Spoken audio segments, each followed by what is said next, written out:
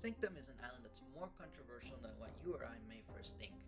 I don't think I've met a single person who doesn't hate at least one monster in this island. When people talk about this island, the most common point of praise is the unique instrumentation and the darker tone the island goes for. Now, does this island live up to those praises? In other words, is this island good?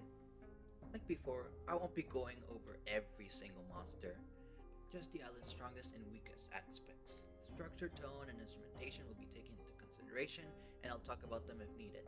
Volume doesn't matter because volume slider, blah blah blah, we did this before. However, today I will go over the good before the bad to make it easier to understand where I'm coming from. This video is entirely opinionated, so don't treat it as fact.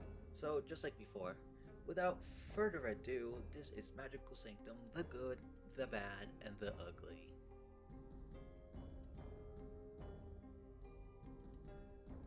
Sanctum had by far one of the strongest first updates ever, with a lot of people saying the song sounded complete from the very beginning. In its first update, every single monster absolutely delivered. Knucklehead is a great, simple foundational percussion monster that the other percussionists are built around on. Clecula is a perfect air filler and adds a lot of rhythmic interest. Flores has a great call and response to Fronley, and its second track is so hauntingly beautiful and does perfectly with Fronley and Kahoot. Theramine is a very unique vocal that does its job pretty well. This is the first time the Castle Base did something completely new with its instrumentation, and I'm here for it. It adds a ton of atmosphere to the song. But by far the three highlights of this island have got to be Fronley, Flutefly, and Zeester. Fronley is both great in concept and execution. The dark, eerie humming just works in adding to the already dark and dreary tone the island goes for. While Zeester and the Castle Base are what set up this island's tone in the beginning, Flutefly is what solidifies it. It's got a very simple melody, yet it's so effective in being dark and almost sad sounding. It fills in a lot of dead air and pairs perfectly with everything, but by far the best monster on this island, to the surprise of absolutely nobody, is gonna be Zeester. Where do I even start with Zeester? It's got a great sound file, perfectly beautiful haunting melodies across the board.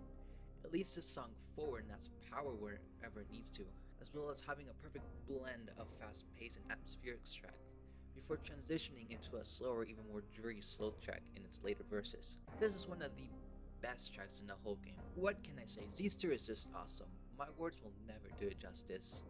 There's a few monsters that line up with the original update, and those are Ostax, Kahoot, and Deja Jing. On their own, these guys are not impressing anybody, but when together and in the full song, these guys make a huge impact and play along the other pieces perfectly. All of these monsters come together to make a perfect song. They all do what they gotta do, and when together are among the most impressive monsters in the game. And I'm not kidding, when this island first came out, I saw a ton of people doing what ifs, impressions, or you name it, it's got it. I've seen people describe this island as if something is being summoned, or being lost in a dark forest with no sunlight. I guess what I'm trying to say is that when this island first came out, people got inspired in a way I haven't really seen since Dawn of Fire first came out.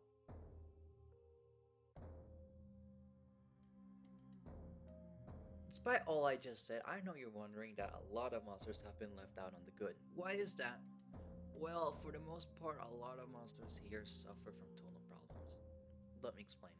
Larvalus fills up a ton of dead air, has a great dark sounding track, and doesn't really overshadow anyone else. The problem is that this guy is completely destroyed by its pacing. Everything in that verse has been slowing down so we can transition into the even slower Fronley verse well.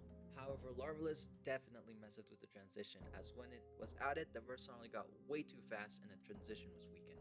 Mushaboom falls into the same issues. It does add a ton of rhythmic interest, has some really good rhythmic tracks, and at times keeps the song together. Its first and third track are pretty good, but the second track is too fast paced to match the slower paced, more atmospheric tracks that play in that verse. Rorik has a great sound, but is completely shut down by its placements. If it was in the faster Kahoot verses, I'd have no problems with it.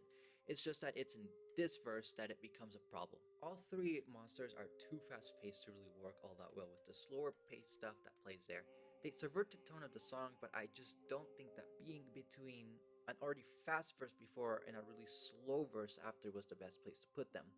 That and the fact that they don't complement Zeester and the slower paced stuff all that well. That being said, I still think they have enough good stuff to not warrant them being completely awful, and still sound dark enough to fit in the song despite their pacing.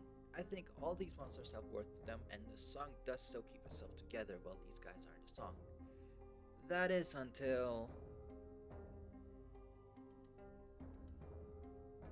Enchantling is the sole reason why this island doesn't work. Like, I get what it's going for, but it doesn't work at all. On its own, we already have problems. Its melody is far too repetitive, and both that and its rhythm do not sound dark and dreamy in the slightest. Instead, this monster decides to go for brash and triumphant, which, as you can imagine, doesn't work for this dark, atmospheric song. In a full song, the monster is too fast-paced to work in the verses it was placed in. It's too bombastic and overpowering to everything else playing there. It overcrowds the song with unnecessary and ill-fitting screaming, and it refuses to work with any other monster, both melodically and rhythmically. Enchantling is the textbook definition of how not to do a monster. I can only describe this monster as trying to be so flashy to impress without really thinking about the other pieces of the song. It's also the sole reason of why the final verse of the song doesn't work. Now, I know MSM has its fair share of bad verses, and this verse, well, this is a bad verse. Before Enchantling, it was just barely able to get its head out of the water, with it already being overcrowded and all over the place with inconsistent pacing. Now, with Enchantling, the verse is straight out noise, with this monster muddying up the song and completely changing the dark and dreary tone. It doesn't work with any monster playing there, and it's just opting for all the attention for itself. And in MSM, everyone must be a team player. Those who can't work with the other pieces threaten to weaken or even worse, ruin the entire song. And that's what we have here. This is the rare case where I can say that Enchantling completely ruined Magical Sanctum. And I completely stand by this take. Enchantling's awful. What first captured people's interest and imagination is the complete opposite of this monster. And that's Magical Sanctum, a very weird island in MSM. Now we come to the question, is this island good? And the answer is...